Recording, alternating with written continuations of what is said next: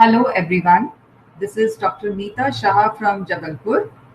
I have a PhD in commerce and I have been teaching in the Department of Commerce and Management for more than 12 years. And the subject that has been very close to my heart, and I have made it a point to handle this subject in every year that I progressed through, was business law. It was also called as Indian Contract Act.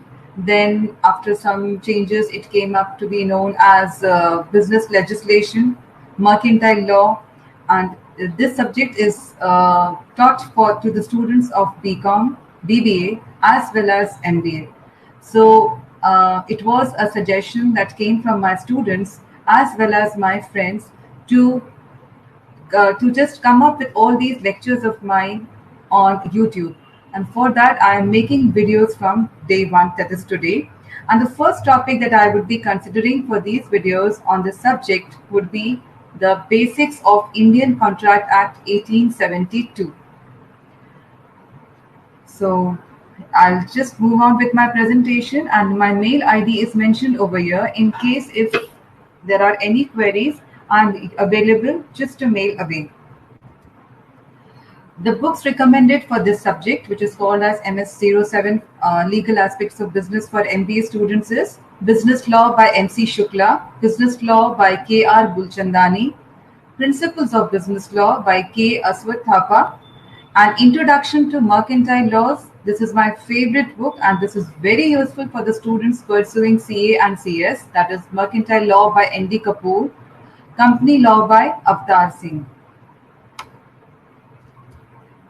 The topics and contents for today's presentation, that is the basics of Indian Contract Act, would be meaning of a contract, definitions of a contract, classification of a contract, essential elements of a valid contract. This is a very important topic, and in most of the this is the most commonly asked question: formation of a valid contract and assessment.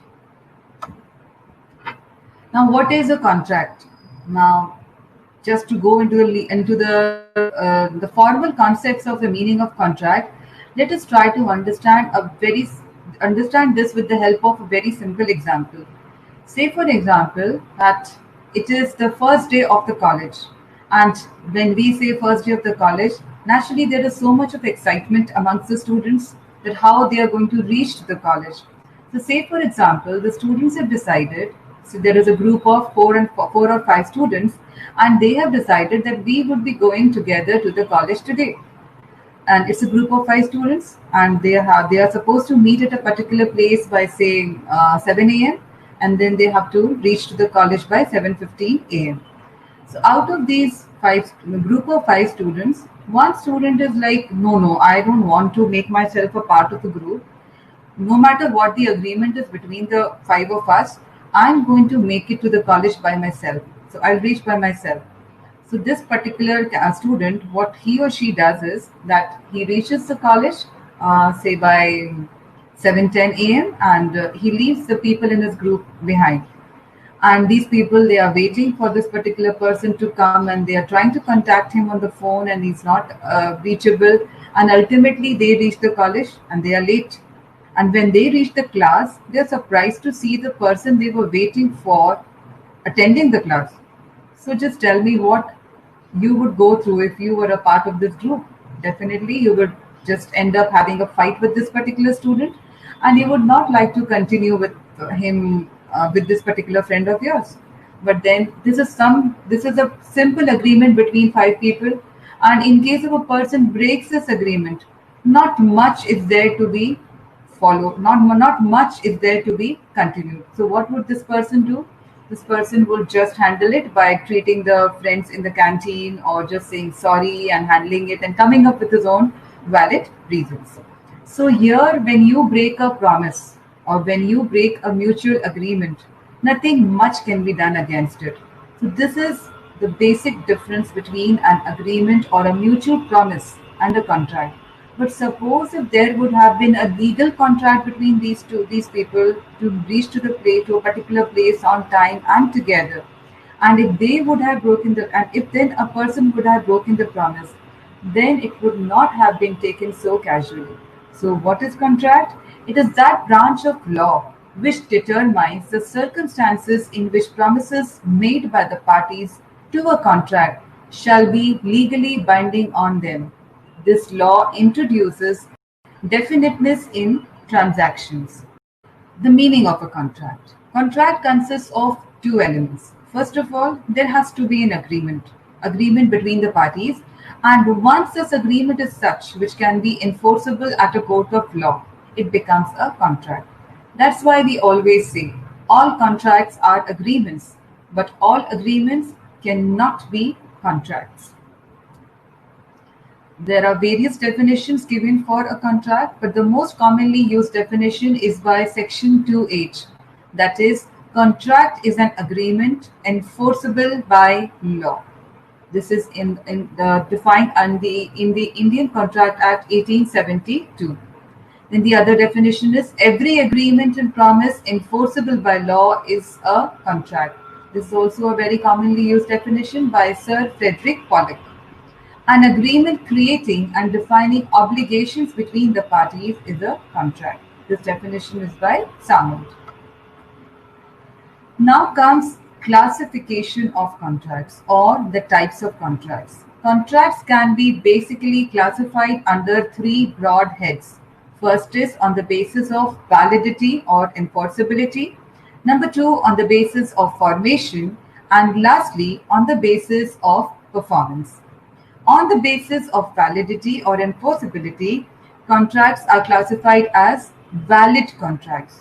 Just remember, dear students, valid contracts are those contracts which would have all the essential elements of a valid contract. So if we see any agreement which will have all the nine essential elements of a valid contract, we would be discussing this in the next slides to come. For now, you just need to remember that any agreement which has all the nine essential elements of a valid contract, it would be a valid contract. Void contract. Void contracts are those contracts which were contracts earlier, but now, due to certain changes in the law, these contracts are no more existing. Then comes void agreements. To remember the term void agreements, just remember one line and just use it. That is, void agreements are those agreements which can never take the shape of a contract. There are certain agreements which have been expressly declared as void by the Indian Contract Act 1872. So, no matter what explanations we come up with, these agreements can never become contracts. Say, for example, an agreement in restraint of marriage. Suppose if I enter into an agreement with X, that is, you just promise me that you will never marry through your life. And if you come up with this promise, I'm going to pay you rupees 50,000 per year. So X happily enters into an agreement with me, and then finally X gets married. And after he gets married, I file a case against that particular party saying that he was into an agreement with me and he had promised that he is never going to marry. So here law is not going to support me. Law is going to support the party X. Law would say that it was your fault that you entered into a void agreement which cannot be called as a contract, so you have to bear the consequences. So parties have to be very particular while entering into any kind of contract. That is, they always have to check whether this agreement is expressly declared void by law or not. Next is a voidable contract. Voidable contracts are those contracts which can be easily avoided by the parties.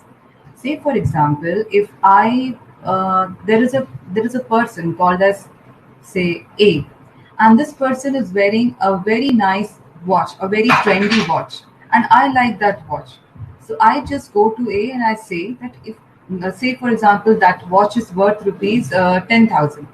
And I go to A and I say that you have to sell this watch to me for rupees 1,000. In case if you do not sell this watch to me, I'm going to hit you. So what am I doing over here? I'm threatening the other party. Why am I threatening? So that the party makes itself a part of a contract.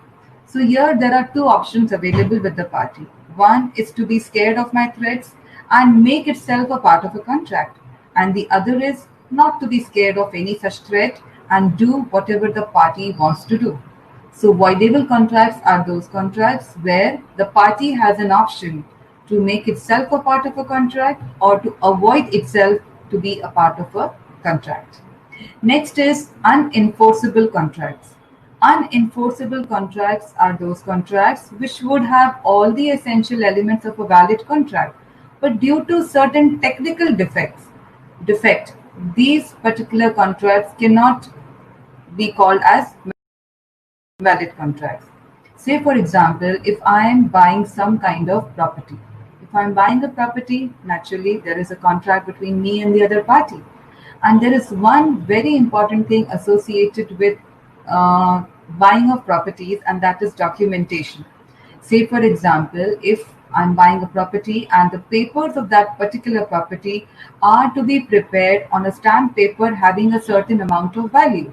Say, for example, the stamp paper required the value of the stamp paper required is say 1,000 rupees, and if I draft that matter of that agreement in a stamp paper of rupees 500.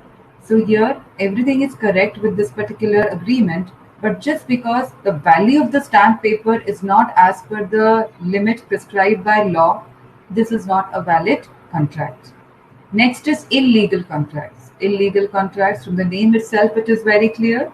If I enter into a contract with A and B that we are going to go in for a loot in the bank nearby, and whatever we are going to get from that particular bank, we are going to share it equally amongst ourselves. These people, they go to the bank, they get some cash and some jewelry from that bank, and I keep all the stuff that they have got.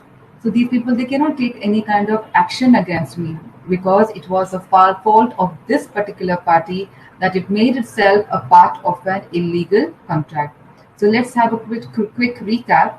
Valid contracts are those contracts which will have all the nine essential elements of a valid contract. Void contracts are those contracts which were contracts earlier, but due to certain changes in the law, these are not contracts anymore. Say, for example, if I enter into a contract with a citizen from China, say citizen from China, and as far as the political relations between the two countries are going good, that particular person would be my alien friend, and we can enter into a contract with a person residing in any country.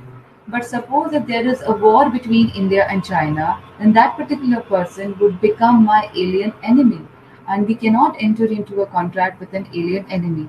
So initially, everything was right with this contract, but just because of the political disturbance, this contract cannot be continued. So it becomes a void contract.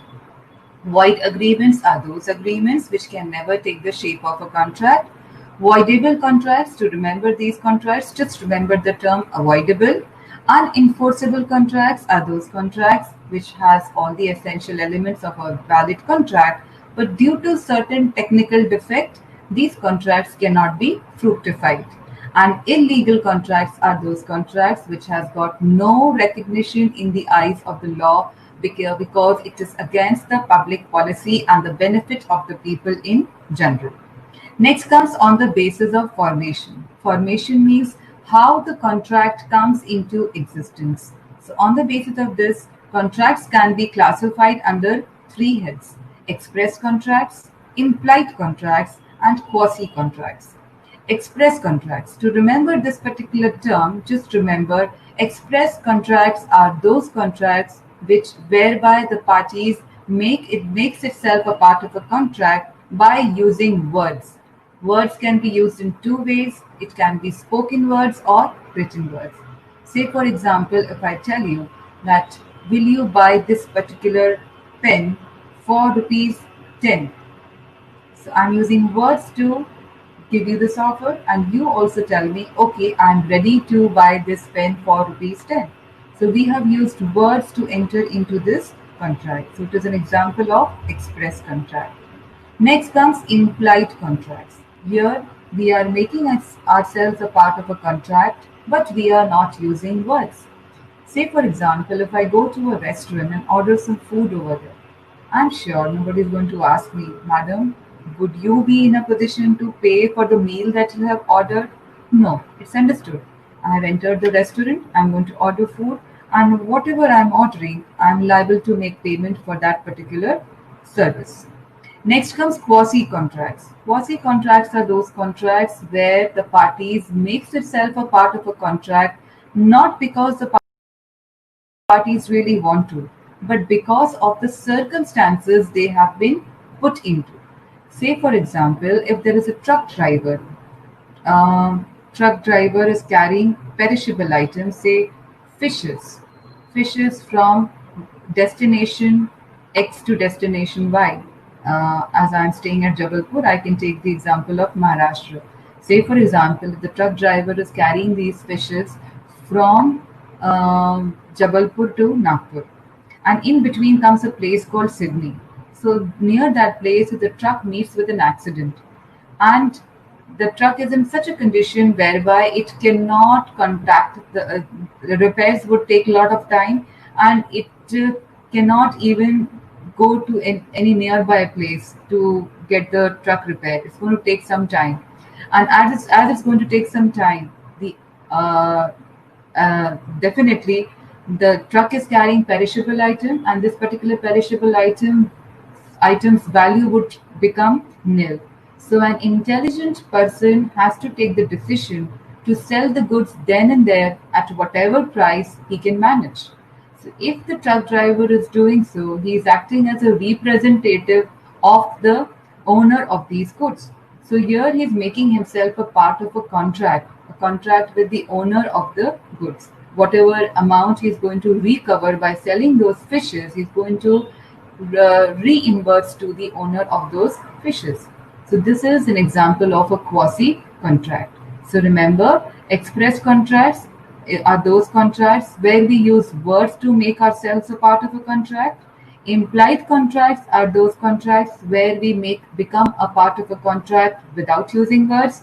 And quasi contracts are those contracts where we become a part of a contract not because of our wishes but because of the circumstances in which we are put into. Next comes on the basis of performance. See, whenever two parties make themselves a part of a contract, both the parties, A and B, are supposed to do something because they are a part of a contract. If am a part of a contract whereby I'm supposed to sell this pen to you for rupees 10, so, what is my part of performance? To deliver the pen to you. And what is your part of performance? To deliver the amount, that is rupees 10, to me. If I give you the pen, if I give the delivery of the pen to you, and you give me rupees 10 for this pen, both of us have done our part of performance, and it becomes an executed contract. That is a complete contract. If I have given the pen to you, but you haven't paid me the amount as yet, so it becomes executory contract. Means one party has done its part of performance, and the other party is yet to complete its part of performance. Now, this executory contracts can be of two types: unilateral executory and bilateral executory. Unilateral executory means I have given the pen to you, you haven't paid the amount. One party has done its performance, other has not done its performance. So unilateral. And bilateral means one party, both the parties have not done their performance. So I have not given the pen to you, nor have you given me the amount. So it is bilateral executory contract. Now comes the most important portion of this particular topic, that is the essential elements of a valid contract. These are the 9 essential elements. If we find these essential elements in any of the agreement, we'll say that this agreement is a contract. The first essential element is offer and acceptance. There has to be two parties in any contract. One party has to give the offer and the other party has to give the acceptance. Number two, There has to be an intention to create legal relationship. Only those agreements whereby some sort of legal relationship is created, only those particular agreements have recognition in the eyes of law. Otherwise, if we have no intention to create legal relationship, we are not entering into a contract. Please be very, very clear about this particular term. Here, the famous case of Mr. and Mrs. Balfour, which took place in the year 1919, can be quoted. It is a real life case. Let me explain this case to you all. This is a case between a husband and a wife, Mr. and Mrs. Balfour, who were staying at Ceylon, and they went for a holiday to England. When they went for a holiday, Mrs. Balfour, he took the decision that he will go back to Ceylon and she would be staying over there. Until the time she was supposed to stay over there, I think he had promised an amount of £50 per month to his wife. After giving this promise to his wife, he left for Ceylon, and at that time their relations were quite good. And after some time, he stopped giving that amount to his wife. So his wife, she filed a suit against her husband, and she claimed that amount from her husband. So here the law supported the husband on the grounds that whatever promise was made by the husband to his wife was not a promise that gave rise to any kind of legal relationship. It was just a mutual promise by the husband to his wife, which had no recognition in the eyes of law. So this we need to understand. Next is lawful consideration. There is a very important quote which says, no consideration, no contract. So if in an agreement, if one party is getting consideration and the other party is not getting anything, it will not be a valid contract. For a contract to exist, both the parties should get something in return. Now, whether this something in return is adequate or not is not the point whereby the Contract Act has to think about. Say, for example, if I have a watch worth rupees 20,000, and if I sell this watch to you for rupees 2,000, consideration is there. I'm giving the watch to you, you are going to give me rupees 2,000. Now, whether this consideration is adequate or not, if some kind of coercion or undue influence has been exercised over you or not, all these things have to be considered later. It's not to be considered as far as from the point of contract is concerned. Contract Act says consideration is there, so it's justified. Next, the very important point is capacity of parties or competency of parties. The parties who are making themselves a part of contract should be capable of entering into a contract. Here, you need to remember that there are three categories of parties. First, a person who is a minor. Number two, persons of unsound mind. And number three, persons disqualified by law. These three particular categories of people, they are not eligible to enter into a contract. And if any party enters into a contract with these parties, it would be their fault too that they made themselves a part of a contract and they will have to suffer. Say, for example, if I enter into a contract with a minor, if I enter into a contract with a minor whereby minor is supposed to pay some amount to me. I have given some goods to the minor and minor has to pay for that to me.